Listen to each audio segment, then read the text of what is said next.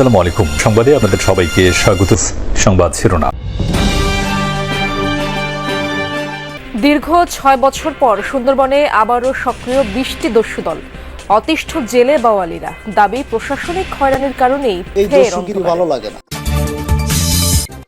জাতিসংঘের সাধারণ পরিষদে যোগ দিতে সোমবার যুক্তরাষ্ট্র পৌঁছাবেন প্রধান উপদেষ্টা। নির্বাচনমুখী আর ঐক্যবদ্ধ বাংলাদেশকে তুলে ধরতে চায় অন্তর্বর্তী সরকার।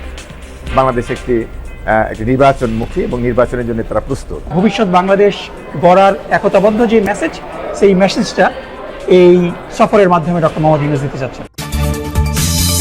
মানবতা বিরোধী অপরাধ মামলায় আজ নাহিদ ইসলামের দ্বিতীয় দিনের জেরা। শেখ হাসিনা সহ ৩ আসামির পক্ষে জিজ্ঞাসাবাদ করবেন রাষ্ট্রনিযুক্ত আইনজীবী।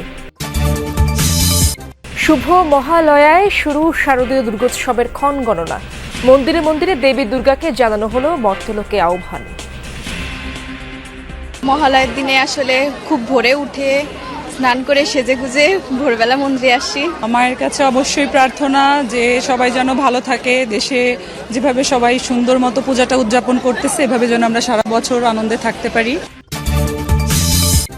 যমুনা টেলিভিশনের হাত ধরে সুন্দরবনে একে একে আত্মসমর্পণ করেছিল ৩২টি দস্যু বাহিনীর ৩২৮ জন সদস্য। ২০১৮ সালের ১ নভেম্বর সরকারের পক্ষ থেকে দস্যুমুক্ত ঘোষণা করা হয় সুন্দরবনকে। তবে দীর্ঘ ৬ বছর পর আবারও সক্রিয় ২০টির মতো দস্যু বাহিনী। অত্যাচারে অতিষ্ঠ জেলে বাওয়ালিরা। গোয়েন্দা তথ্য অনুযায়ী বর্তমানে সবচেয়ে বড় দস্যু দল জাহাঙ্গীর বাহিনী। দলবল নিয়ে যোগ দিয়েছে আরও ২টি। আত্মসমর্পণ করা ৩ জনই আবার কেন আগের পথে ফিরেছেন সেই প্রশ্নের উত্তর খুঁজতে তাদের সাথে কথা বলেছেন সহকর্মী শেখ আল এহসান। ক্যামেরায় ছিলেন আমির সোহেল। জাহাঙ্গীর ভাই, আমি এহসান বলছিলাম যমুনা টেলিভিশন থেকে। দীর্ঘদিন ধরেই চেষ্টা চলছিল। এক পর্যায়ে হাতে আসে সুন্দরবনের দস্যু দল জাহাঙ্গীর বাহিনীর প্রধান জাহাঙ্গীর শেখের একটি মোবাইল নম্বর। কথাবার্তার এক পর্যায়ে সম্মত হলেন দেখা দিতে। কবে সময় দিবেন? আরো ৭-৮ দিন পরে দেখা করি। কিন্তু কয়েক দফা পেছানো হলো সাক্ষাতের সময়। যোগাযোগ বিচ্ছিন্ন, ফোন নম্বর পরিবর্তন, শর্তের পর শর্ত। নাটকীয়তা আর প্রতিকূলতা পেরিয়ে একদিন পর সুন্দরবনের একটি খালে অবশেষে দেখা দিলেন জাহাঙ্গীর শেখ।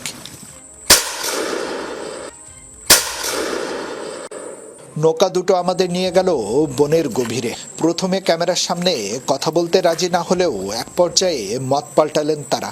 আলাপচারিতায় জানা গেল বাহিনীর সদস্য এখন ৪০ জনের মতো। প্রথম দিকে দেশীয় অস্ত্র দিয়ে দস্যুতা শুরু করলেও এখন বাইরে থেকে আসছে মারণাস্ত্র। প্রশ্ন ছিল, আত্মসমর্পণের পর আবারও কেন ফিরলেন দস্যুতাই? এই দস্যুগিরি ভালো লাগে না। এগুলো করতেছি শুধু এই প্রশাসনিক হয়রানির কারণে। দেখা গেল আমি বসবাস করি দাকব থানায়, মামলা হয় রামপাল থানায়, সেখানে ওই মামলার আসামি আমি হই, আমি কিছু জানি না। এইভাবে মিথ্যা মামলা যদি আমরা আত্মসমর্পণের পরে খাই, আমরা কত বেল উপরে টেকবো। জাহাঙ্গীর শেখের সাথে দলবল নিয়ে যোগ দিয়েছেন সাবেক দাদাভাই বাহিনীর প্রধান জয়নাল আবেদিন ওরফে রাজন ও মাঞ্জুর বাহিনীর প্রধান মাঞ্জুর সর্দার। যে কোনো জায়গায় আমি চাকরি পাইছি, আমার এই চাকরির যাওয়ার মূল কারণ হলো আমার এই আত্মসমর্পণ বা জলদস্যুর যে একটা এটার কারণে আমার এই চাকরিগুলো চলে যায় খবর পাইলে।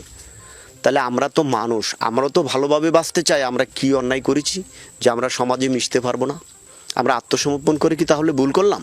এই সরকার পরিবর্তনের পর বরিশাল র্যাবেটে ফোন দিয়েছিলাম যে ঈদ গেল, ঈদের সময় আমাদের বাজারঘাট দেয়, চেনে না।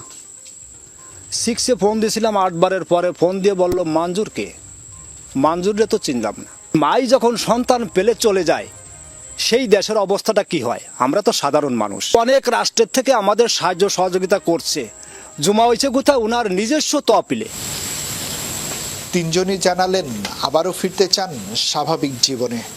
এই প্রশাসন যাতে আমাদের আর কোনো হয়রানি না করতে পারে, এইভাবে যদি আমাদের সিকিউরিটি দিয়ে রাখতে পারে, তাহলে আমরা আবার আমাদের সে গায়ে ফিরে যেতে চাই। বর্তমানে ইউনূস ভাই আছেন, উনি যদি আমাদের সেই কথাগুলো বুঝে যদি আমাদের স্ব ইচ্ছায় যদি সেই দিনগুলো ফেরত দেয়। কেউ যেন আমাদের ব্যবসার দিকে চাঁদা দাবি করতে না পারে। হ্যাঁ, এইভাবে সসম্মানে যেন আমরা চলতে পারি। যদি আমাদের এই ব্যবস্থাটুকু করে দেয়, ইনশাল্লাহ আমরা আবার সাবেক জীবনে ফিরে চলে যাব। প্রশাসনের বিরুদ্ধে হয়রানির অভিযোগের ব্যাপারে র্যাব কথা বলতে রাজি না হলেও কোস্টগার্ড কর্মকর্তারা জানালেন সক্ষমতা অনুযায়ী টহল জারি রেখেছেন তারা। আমাদের 16টা স্টেশন আউটপোস্ট আছে, যেগুলোর মাধ্যমে আমরা নিয়মিত টহল কার্যক্রম পরিচালনা করে থাকি। আমরা সুন্দরবনে যে সকল চোক পয়েন্ট যেগুলো আমরা বলি, যে সকল ইম্পর্টেন্ট পয়েন্টগুলোতে আমাদের নিয়মিত পেট্রোল থাকে।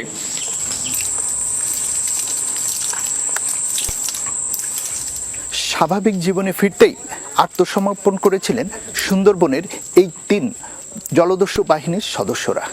কিন্তু সামাজিক প্রবঞ্চনা, প্রশাসনের অত্যাচার ও পর্যাপ্ত সুযোগ সুবিধা না পাওয়ায় তারা আবারও ফিরে এসেছেন সুন্দরবনে।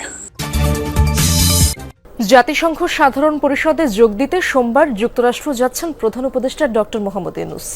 যুক্তরাষ্ট্রে অবস্থানরত রাজনীতিকরা বলছেন, মূলত আন্তর্জাতিক সম্প্রদায়ের কাছে নির্বাচনমুখী আর ঐক্যবদ্ধ বাংলাদেশকে তুলে ধরবেন অন্তর্বর্তী সরকার প্রধান। সেজন্যই প্রতিনিধি দলে রাজনীতিকদের যুক্ত করা হয়েছে। নিউ ইয়র্ক থেকে মাহফুজ মিশুর রিপোর্টে বিস্তারিত দেখব। জাতিসংঘ সাধারণ পরিষদ বিশ্ব নেতাদের বার্ষিক এই সম্মেলনে অংশ নিতে স্থানীয় সময় সোমবার বিকেলে নিউ ইয়র্ক পৌঁছাবেন প্রধান উপদেষ্টা প্রফেসর মোহাম্মদ ইউনূস। তার সাথে সরকারের 7 উপদেষ্টা ছাড়াও আসছেন অন্যান্য নীতি নির্ধারকরা। প্রথমবারের মতো ক্ষমতার বাইরে থাকা রাজনৈতিক দলের নেতারাও যুক্ত হচ্ছেন এবারের সম্মেলনে। বিএনপি নেতা মির্জা ফখরুল ইসলাম আলমগীর ও হুমায়ুন কবির, জামায়াতের সৈয়দ আবদুল্লাহ মোহাম্মদ তাহের ও এনসিপির আক্তার হোসেন, এই 4 নেতা আছেন সরকারি প্রতিনিধি দলে। এ ঘটনায় উচ্ছ্বসিত নিউ ইয়র্ক বিএনপি নেতারা বলছেন, নির্বাচন ও সংস্কার নিয়ে কিছু বিতর্ক থাকলেও বাংলাদেশ যে নির্বাচনমুখী, উন্নয়ন সহযোগীদের সেই বার্তা দিতে চায় অন্তর্বর্তী সরকার। কিছু নেতৃবৃন্দকে নিয়ে আসছেন এটা বহন করে যে বাংলাদেশ একটি নির্বাচনমুখী এবং নির্বাচনের জন্য তারা প্রস্তুত। নির্বাচন ছাড়া কোনো বিকল্প নেই। বাংলাদেশের মানুষ দীর্ঘদিন যাবৎ মানুষের ভোটের অধিকার, ন্যায় বিচার এবং ৭১-এর যে চেতনা, গণতন্ত্র, সেটাকে ফিরে পাবার জন্যই এই আন্দোলন করেছে। জুলাই গণ অভ্যুত্থানে মানবতাবিরোধী অপরাধের মামলায় শেখ হাসিনা সহ 3 জনের বিরুদ্ধে সাক্ষ্য দেয়া এনসিপির আহ্বায়ক নাহিদ ইসলামের দ্বিতীয় দিনের জেরা অনুষ্ঠিত হবে আজ। বিচারপতি গোলাম মুর্তুজা মজুমদারের নেতৃত্বাধীন ট্রাইব্যুনালে এই জেরা করবেন শেখ হাসিনার পক্ষে নিযুক্ত আইনজীবী। এর আগে বৃহস্পতিবার নাহিদ ইসলামের সাক্ষ্য গ্রহণ শেষ হয়। সাক্ষ্যে তিনি বলেন, 16 জুলাই থেকে হত্যাযজ্ঞের প্রকৃত তথ্য প্রকাশ এবং আন্দোলনকারীদের কর্মসূচি তুলে ধরা থেকে বিরত থাকে গণমাধ্যম।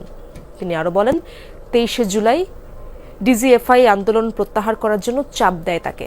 সেই সাথে আন্দোলনে বিএনপি জামায়াত ঢুকে নাশকতা করছে বলতে বাধ্য করা হয়। সাক্ষ্যে ট্রাইব্যুনালকে তিনি জানান, পূর্ব প্রস্তুতি হিসেবে 4 আগস্ট রাতে নতুন সরকার গঠন নিয়ে ডক্টর ইউনূসের সঙ্গে যোগাযোগ করা হয়। দেয়া হয় নতুন সরকারের প্রধান হবার প্রস্তাব।